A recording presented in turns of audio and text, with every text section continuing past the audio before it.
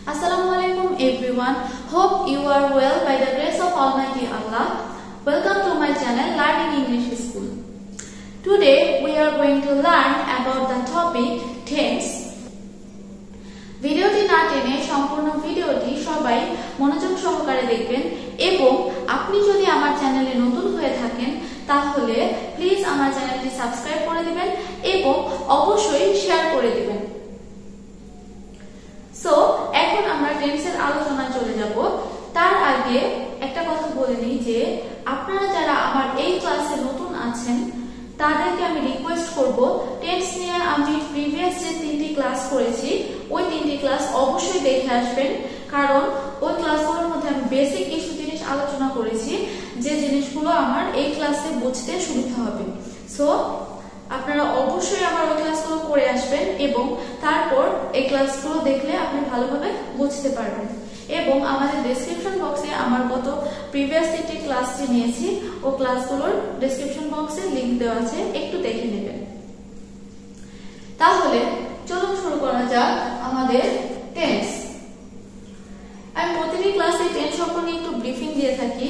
সেটি হলো যে কোনো কাজ করার সময় বা কালকে টেন্স বলে, কোনো কাজ করার সময় বা কালকে টেন্স বলে।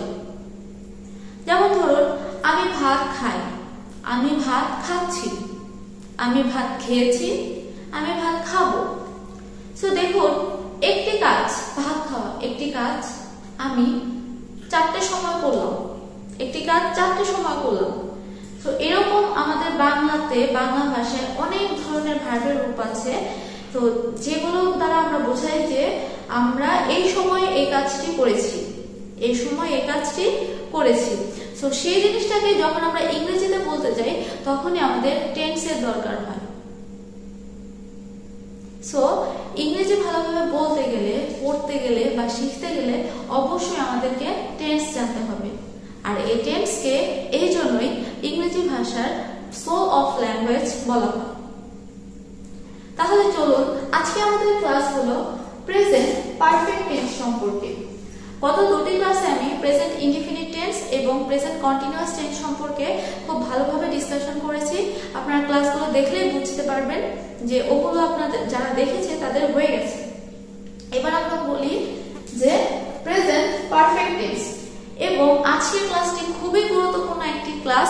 সবাই মনোযোগ দিয়ে দেখবেন ভিডিওটি, কখনোই স্কিপ করে যাবেন না, তাহলে কিন্তু বুঝতে পারবেন না। অবশ্যই খাতা কলম নিয়ে বসে গেছেন জানি, আর যারা স্ক্রিনশট দিয়ে রাখেন এবং পরবর্তীতে পড়াশোনা করেন তাদের তো হলোই। এবং অবশ্যই আস্তে আস্তে স্ট্রাকচারটি লিখে ফেলবেন এবং আমার সাথে সাথে বলবেন, মুখে বলতে হবে, স্ট্রাকচারটা মুখে বলতে হবে, এক্সাম্পলগুলো বলতে হবে। তাহলে কি হবে আপনাদের মানে খুব ভালোভাবে শেখা যায় জিনিসটা, এরকম ভাবে বলবে। সো আমরা আসি প্রেজেন্ট পারফেক্ট টেন্স, পুরা ঘটিত বর্তমান কাল। প্রেজেন্ট পারফেক্ট টেন্স পুরা ঘটিত বর্তমান কাল যে টেন্স দ্বারা বা যে টেন্স দিয়ে কোনো কাজ এইমাত্র শেষ হয়েছে, কোনো একটি কাজ এইমাত্র শেষ হয়েছে কিন্তু তার ফল মানে ওই কাজটি ফলাফল এখনো বর্তমান আছে। কোনো কাজ এইমাত্র শেষ হয়েছে কিন্তু তার ফল এখনো বর্তমান আছে, এরকম কোনো কথা বোঝাতে গেলে আমাদের প্রেজেন্ট পারফেক্ট টেন্স ব্যবহার করতে হয়। যেমন ধরুন আমি বললাম আমি এসএসসি পরীক্ষায় জিপিএ 5 পেয়েছি। আমি কি বললাম? আমি এসএসসি পরীক্ষায় জিপিএ 5 পেয়েছি। দেখুন আমার পরীক্ষা কিন্তু শেষ, পরীক্ষা শেষ, কিন্তু পরীক্ষার যে আমার ফল, ওই কাজটি আমি যে পরীক্ষাটা দিয়েছি এটি একটি কাজ, এই কাজটি আমার শেষ হয়েছে, কিন্তু এই পরীক্ষার যে ফলাফল সেটি কিন্তু এখনো বর্তমান আছে, এখনো কিন্তু আমার রেজাল্টটা আছে।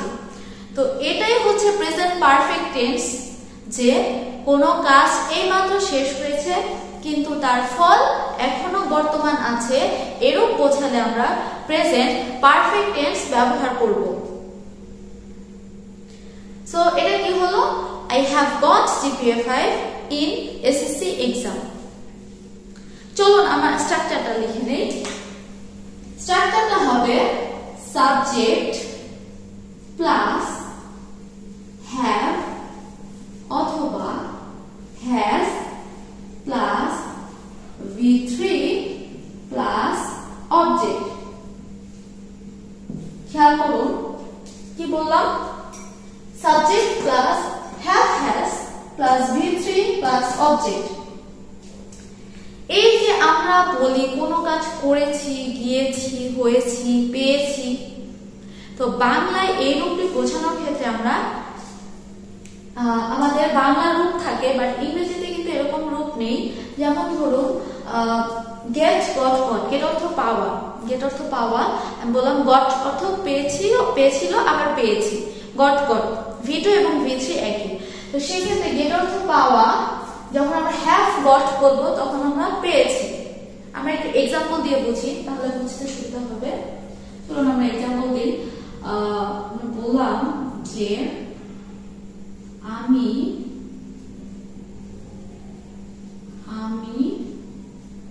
ভাত খেয়েছি। আমরা প্রথমে সিম্পল এক্সাম্পল দিয়ে দিব, দরকার কি এত হার্ড এক্সাম্পলে যাওয়ার তো এখনই দরকার নেই। বিগিনার্স ফার্স্ট আমরা শিখছি, তো আমরা সিম্পল এক্সাম্পল দিয়ে শিখি। আমি ভাত খেয়েছি, কি হলো? I have. এই যে স্ট্রাকচারে হ্যাভ, এর সাথে হ্যাভ বসে, এর সাথে হ্যাভ বসে, আই হ্যাভ। তারপর যে মেইন ভার্বটি থাকবে তার V3 ফ্রম, যেমন ইট অর্থ খাওয়া, যেমন আমরা খেয়েছি বললাম V3, it, at, eaten. I have eaten rice, আমি ভাত খেয়েছি। তারপর আমরা যখন বলি আমি বললাম যে আমি ইংরেজি পড়িয়েছি, ইংরেজি পড়িয়েছি, তাহলে কি হলো? এটা কি হবে? আই, এরপর রুলস অনুযায়ী একটি হ্যাভ বসবে, আই হ্যাভ। এরপর পড়ার ইংলিশ হচ্ছে টিচ, টিচ এর V3 ফর্ম হবে, তাহলে কি হলো? টিচ, টট, টট। তাহলে I have taught, TAUGHT, taught English, আমি ইংরেজি পড়িয়েছি, আই হ্যাভ টট ইংলিশ। আচ্ছা, এবার আমরা বললাম যে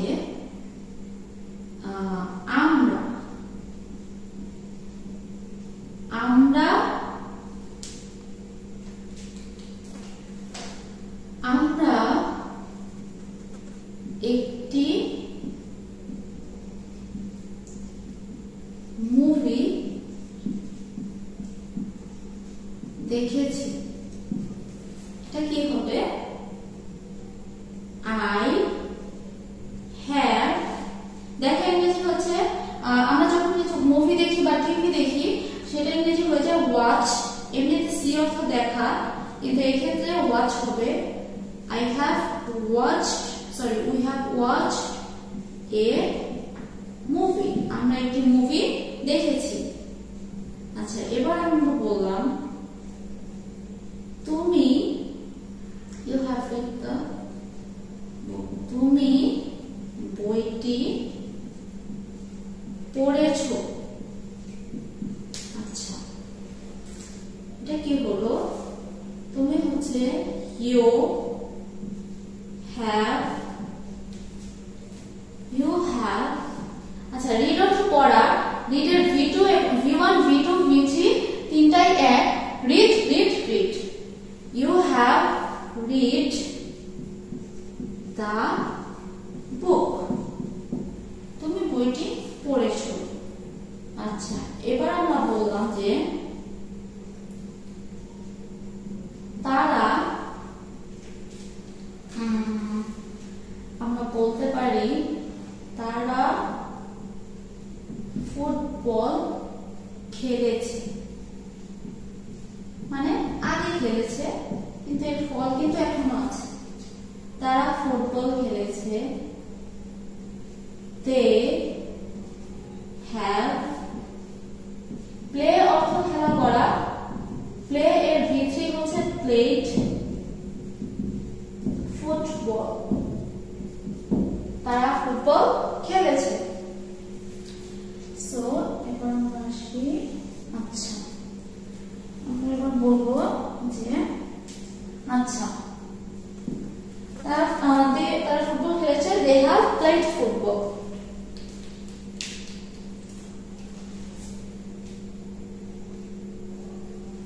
এবার হচ্ছে সে, ধরুন আমরা বললাম সে স্কুলে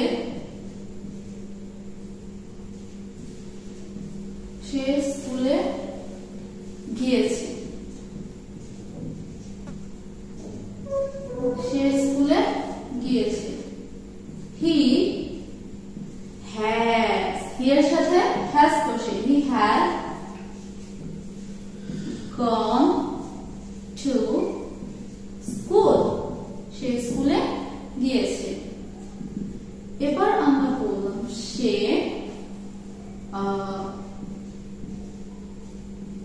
জ্বরে ভুগেছে।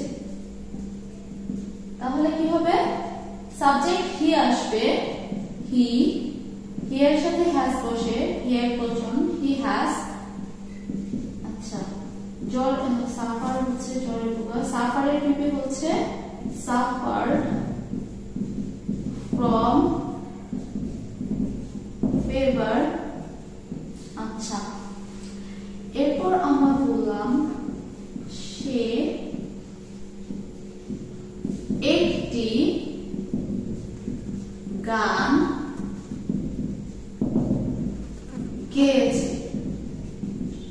এখানে কি হবে, প্রথমে সাবজেক্ট আসবে she has, রুলস অনুযায়ী has, she has গান গাওয়া, sing, sang, sung, sing এর পিপি হচ্ছে sung, she has sung a song, সে একটি গান গেয়েছে। এবার আমরা বললাম যে সে রান্না করেছে, রান্না করেছে। এটা কি হবে, she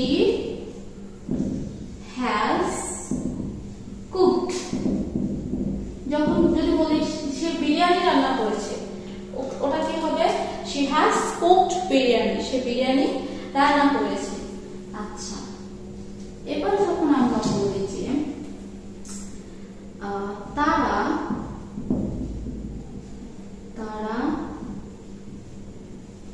খুব জোরে কথা বলেছে, তাহলে কি হবে, এটা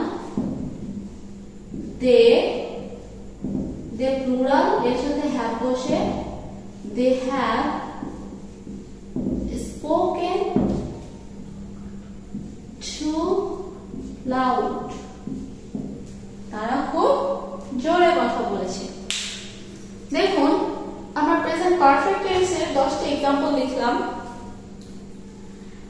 এট ফার্স্ট আমরা স্ট্রাকচারের দিকে তাকাই। স্ট্রাকচারটা কি, subject plus have has plus be3 plus object. সাবজেক্টের পর হ্যাভ অথবা হ্যাজ বসবে, যে কোনো একটি বসবে। এখন কার সাথে হ্যাভ বসাবো এবং কার সাথে হ্যাজ বসাবো। সাবজেক্ট যদি থার্ড পারসন সিঙ্গুলার নাম্বার হয়, তার সাথে আমরা হ্যাজ ব্যবহার করব, has, he has, she has, it has। বা যে কোনো ধরনের নাম, ধরুন আমরা বললাম মিনা, রিনা, যে কোনো ধরনের নামও থার্ড পারসন সিঙ্গুলার নাম্বার, এর সাথে হ্যাজ বসে, থার্ড পারসন সিঙ্গুলার নাম্বারের সাথে হ্যাজ বসে। এবং থার্ড পারসন হোক আর ফার্স্ট পারসন সেকেন্ড পারসন হোক, প্লুরাল নাম্বার হলেই আমরা হ্যাভ লিখবো, প্লুরাল নাম্বার হলে হ্যাভ। এর মানে হচ্ছে সাবজেক্ট যদি সিঙ্গুলার হয়, মানে একবচন হয়, তাহলে হ্যাজ বসবে, আর সাবজেক্ট যদি প্লুরাল হয় বা বহুবচন হয়, তার সাথে হ্যাভ বসে। এত কিছু যদি আমাদের মনে না থাকে, জাস্ট একটা দেখো যে বহুবচনের সাথে হ্যাভ বসে, বহুবচনের সাথে হ্যাভ বসে, বহুবচনের সাথে হ্যাভ বসে। এখন বহুবচন যদি আমরা না বুঝি তাহলে আমরা খেয়াল যে একজন ব্যক্তি যদি হয়, একজন ব্যক্তি সিঙ্গুলার সাবজেক্ট, একজন ব্যক্তি হলে হ্যাজ, আর দুজন বা তার অধিক ব্যক্তি হলে সেটা হচ্ছে বহুবচন বা প্লুরাল সাবজেক্ট, তার সাথে আমরা হ্যাভ বসাবো। বহুবচনের সাথে হ্যাভ বসে, বহুবচনের সাথে হ্যাভ বসে। আশা করছি মুখস্থ হয়ে গেছে। দেখুন, আমি ভাত খেয়েছি, আই আমি সাবজেক্ট, এরপর আমরা হ্যাভ অথবা হ্যাজ দুটোর একটা বসাবো। আই এর সাথে হ্যাভ বসে, আই হ্যাভ, আই হ্যাভ। একজন আই এর সাথে সবসময়, আই সিঙ্গুলার না প্লুরাল এটা দেখার দরকার নেই, আই এর সাথে সবসময় হ্যাভ বসে, যেরকম আই এর সাথে এম বসে ওই রকম। সো আই হ্যাভ, এরপর আমরা V3 লিখবো। কি লিখবো? V3। এখন V3 হচ্ছে কোন পার্টটা লিখবো? এই যে এখানে যে খেয়েছি থাকবে, ধরুন এই যে খেয়েছি, আমি ভাত খেয়েছি, খাওয়া, খাওয়া ইংরেজি কি? ইট। এখন ইট পার্টির V3 কি হয়? ইট, এইট, ইটেন। ইট পার্টির V3 হচ্ছে ইটেন। তাহলে আমরা রুলস অনুযায়ী কি লিখলাম? I have eaten. এরপর আমরা অবজেক্ট বা এক্সটেনশন যেটাই থাকে আমরা সেটা লিখবো। ভাত, রাইস লিখলাম। তাহলে কি হলো? আমি ভাত খেয়েছি, I have eaten rice, I have eaten rice. এরপরটা আসি, আমি ইংরেজি পড়িয়েছি, আই আমি সাবজেক্ট, এরপর স্ট্রাকচার অনুযায়ী হ্যাভ অথবা হ্যাজ বসাবো। আই এর সাথে হ্যাভ বসে আই হ্যাভ। পড়ানো ইংরেজি হচ্ছে টিচ, শিক্ষা দেওয়া, টিচ শিক্ষা দেওয়া। টিচ, টট, টট। টিচ এর V3 ফর্ম হচ্ছে টট, টিচ এর V3 ফর্ম টট। এরপর এক্সটেনশন হচ্ছে ইংরেজি, এটা হচ্ছে ইংলিশ। তাহলে কি হলো? আমি ইংরেজি পড়িয়েছি, আই হ্যাভ টট ইংলিশ। নেক্সটে যাই, আমরা একটি মুভি দেখেছি, আমরা একটি মুভি দেখেছি। তাহলে উই, সরি এখানে একটু ভুল হয়েছে, আমরা এখানে উই হবে, আই হবে না, উই।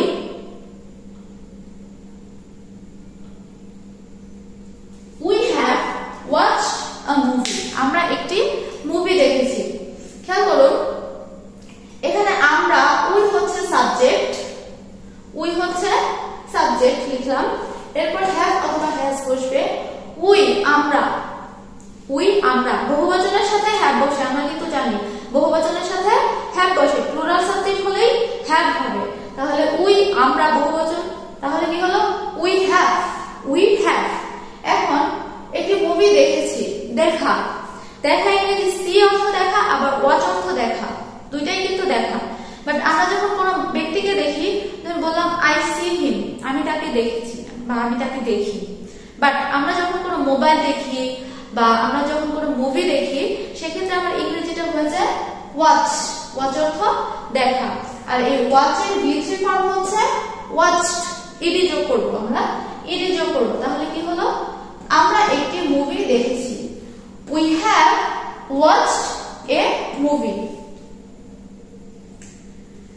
তুমি বইটি পড়েছো, তুমি বইটি পড়েছো। তুমি, ইউ, ইউ অর্থ তুমি বা তোমরা, সেকেন্ড পারসন। ইউ, এরপর আমরা রুলস অনুযায়ী হ্যাভ অথবা হ্যাজ বসাবো। তাহলে কি হলো? You have. ইউ, ইউ এর সাথে হ্যাভ বসে, আই, উই, ইউ, দে, এই চারটির সাথে হ্যাভ বসে। You have. ইউ অর্থ তুমি বা তোমরা। যদি ইউ অর্থ তুমি হয় সেক্ষেত্রেও ইউ হ্যাভ বসবে। আবার ইউ এর অর্থ যদি তোমরা প্লুরাল হয় তখনও ইউ এর সাথে হ্যাভ বসে।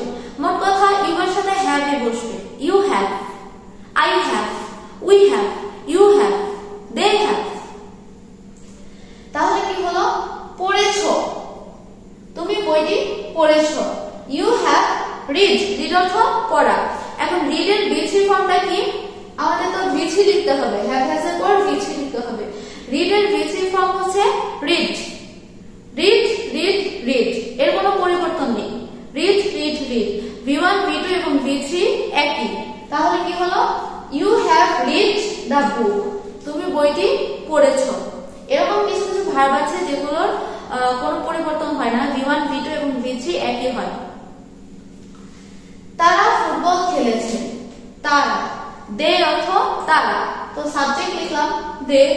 এরপর আমরা হ্যাভ অথবা হ্যাজ কোনটা বসবে, ওই যে আমরা বলেছি বহুবচনের সাথে হ্যাভ বসে, তাহলে তারা, তারা কি প্লুরাল সাবজেক্ট বা বহুবচন, তাহলে কি হলো দে হ্যাভ, দে হ্যাভ খেলেছে, খেলা ইংরেজি কি প্লে, প্লে অর্থ খেলা করা, প্লে, এখন প্লে লিখলে তো হবে না, প্লে তো V1, আমাদের লিখতে হবে কি V3, তাহলে প্লে এর V3 ফর্ম কি প্লে, প্লেট, প্লেট, ইডি যোগ করা, তাহলে কি হলো দে হ্যাভ প্লেড, তারা কি খেলে ফুটবল খেলে, ফুটবল, তাহলে কি হলো তারা ফুটবল খেলেছে, they have played football, they have played football.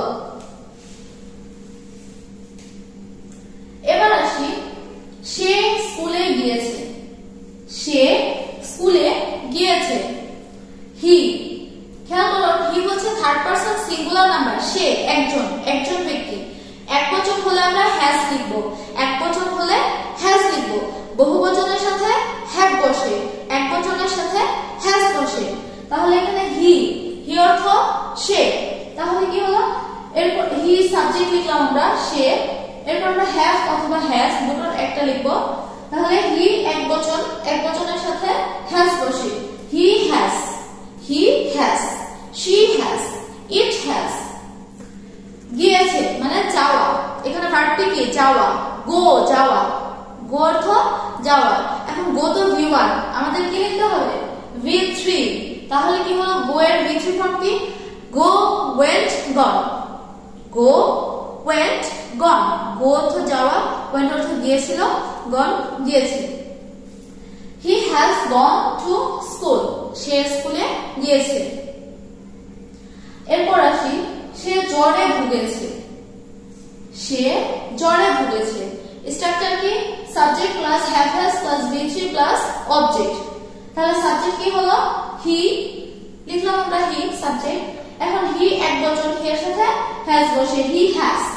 Suffer, suffer অর্থ ভোগা, যেমন জ্বরে ভোগা বলতে আমরা বুঝি suffering from fever, suffering from a disease, একটি রোগে ভুগছে, এরকম, তাহলে সাফার হচ্ছে ভার্ব, সাফার এর V3 ফর্ম হচ্ছে সাফার্ড, ইডি যোগ করব আমরা, তাহলে কি হলো he has suffered from fever, সে জ্বরে ভুগেছে, সে জ্বরে ভুগেছে। এরপর আমরা আসি সে একটি গান গেয়েছে, সে একটি গান গেয়েছে। এবার আমরা সাবজেক্ট লিখলাম শি, সাবজেক্ট লিখলাম শি, এখন শি ও same third person singular number মানে একজন ব্যক্তি সে, তাহলে কি হবে শি হ্যাজ, হ্যাজ বসবে, শি এর সাথে হ্যাজ বসবে, শি হ্যাজ। আচ্ছা সে একটি গান গেয়েছে, গান গাওয়া ইংরেজি কি SING, সিং, সিং অর্থ গান করা, সিং এর V3 ফর্ম কি সিং, স্যাং, সাং, সিং, স্যাং, সাং, SUNG সাং, তাহলে কি হলো she has sung a song, সে একটি গান গেয়েছে। সে রান্না করেছে, শি হ্যাজ কুক অর্থ রান্না করা, কুক এর V3 ফর্ম হচ্ছে কুকড, ইডি যোগ করব, যদি বলি সে বিরিয়ানি রান্না করেছে, শি হ্যাজ কুকড বিরিয়ানি, যদি বলি সে ডিনার রান্না করেছে, শি হ্যাজ কুকড ডিনার, যদি বলি সে ব্রেকফাস্ট তৈরি করেছে, তৈরি করা মেক, মেক এর PP হচ্ছে মানে V3 ফর্ম হচ্ছে made, make, made, made, she has made breakfast, she has made breakfast, সে সকালের নাস্তা তৈরি করেছে। তারা খুব জোরে কথা বলেছে, তারা খুব জোরে কথা বলেছে। দে অর্থ তারা, দে বহুবচন, থার্ড পারসন ই পারসন এগুলো দেখার দরকার নেই, জাস্ট এটা মনে রাখবেন বহুবচনের সাথে হ্যাভ বসে, দে হ্যাভ, দে অর্থ তারা, একজনের অধিক ব্যক্তি বহুবচন, তাহলে কি হবে প্লুরাল সাবজেক্ট, এজন্য আমরা হ্যাভ বসাবো, দে হ্যাভ। কথা বলা, স্পিক কথা বলা, I am speaking, আমি কথা বলছি, স্পিক কথা বলা, স্পিক এর V3 ফর্ম কি speak, spoke, spoken, they have spoken too loud. Loud মানে জোরে, জোরে সরে, উচ্চ স্বরে। তাহলে কি হলো? they have spoken too loud. তারা খুব জোরে কথা বলেছে, তারা খুব জোরে কথা বলেছে। এবার আসুন আমরা এই প্রোনাউন বাদের আমরা কিছু এক্সাম্পল দিয়ে বলি। নেম দিয়ে করা হয়নি, যে কোনো নাম নেম দিয়ে হয়নি। দেখুন আমরা বলি, যদি ধরুন আমরা বললাম চিলড্রেন, আচ্ছা বাংলাটা তো আগে না, আচ্ছা বললাম আমি শিশুরা।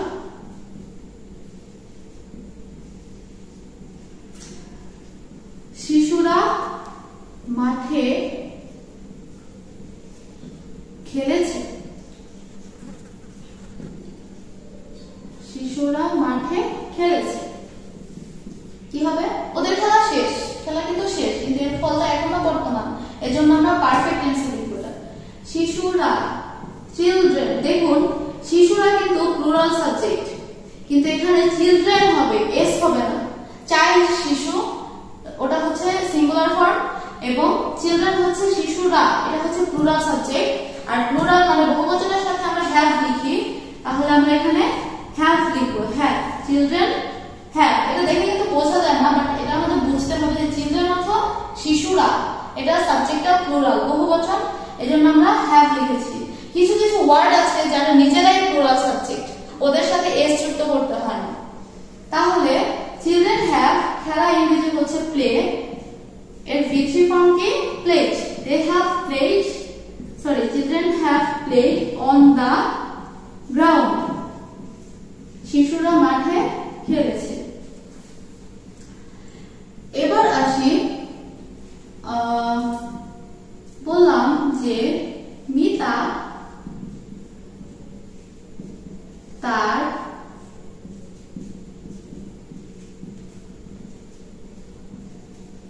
বাড়ির কাজ শেষ করেছে।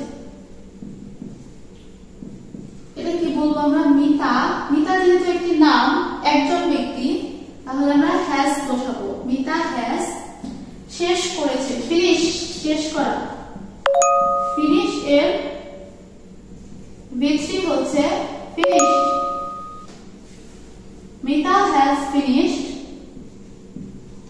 হার হোমওয়ার্ক।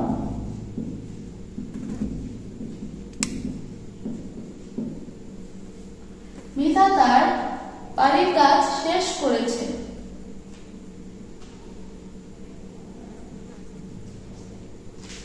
আচ্ছা,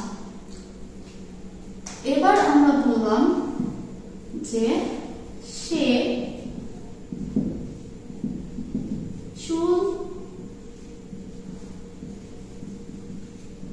আঁচড়িয়েছে।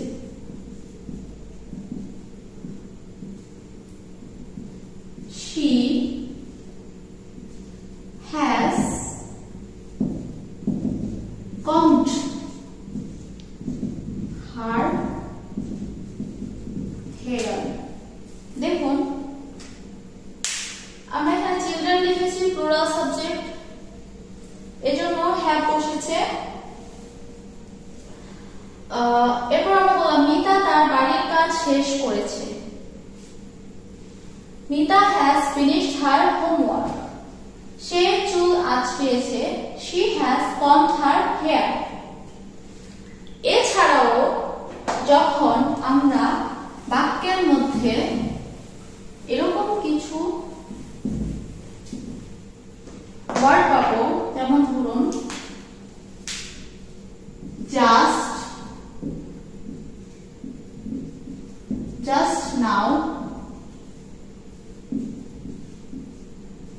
already, yet, never, ever, lately, recently, so far, এই ধরনের কোনো ওয়ার্ড যখন আমরা সেন্টেন্সের মধ্যে পাবো সেগুলো প্রেজেন্ট পারফেক্ট টেন্স হবে। যদি আমরা লিখি I have already written the letter, আমি ইতোমধ্যে চিঠিটি লিখেছি। যদি আমি এভাবে প্রশ্ন করি, have you ever been to Cox's Bazar, তুমি কি কখনো কক্সবাজার গিয়েছো? যদি আমরা এটা বলি, so far you have done well। আচ্ছা, তো এই বাক্যের মধ্যে যদি এই ওয়ার্ডগুলো থাকে তাহলে আমাদেরকে বুঝতে হবে যে এটা প্রেজেন্ট পারফেক্ট টেন্স। তাহলে এই হলো প্রেজেন্ট পারফেক্ট টেন্স। আশা করি সবাই বুঝতে পেরেছেন এবং এই ক্লাস নিয়ে কারো কোনো প্রবলেম হওয়ার কথা না। তো যারা খাতা কলম নিয়ে বসেছেন অবশ্যই বুঝতে পেরেছেন এবং অবশ্যই বাসায় এগুলো প্র্যাকটিস করবেন, রুলসটা স্ট্রাকচারটা পড়বেন বারবার, প্র্যাকটিস করবেন বারবার। আশা করছি এই টেন্স নিয়ে আর কোনো প্রবলেম থাকবে না।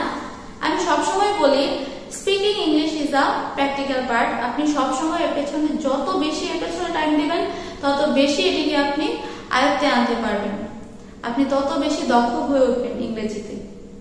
সো হতাশ হবেন না কখনোই, এত পড়া দেখে কখনোই ঘাবড়াবেন না। আস্তে আস্তে পার্ট টু পার্ট আমরা পড়ব। ভিডিওগুলো নিয়মিত দেখতে থাকুন এবং অবশ্যই চর্চা করতে থাকুন বাসায় বসে বসে। I hope to see you all inshallah. Till then, take care and Allah Hafiz.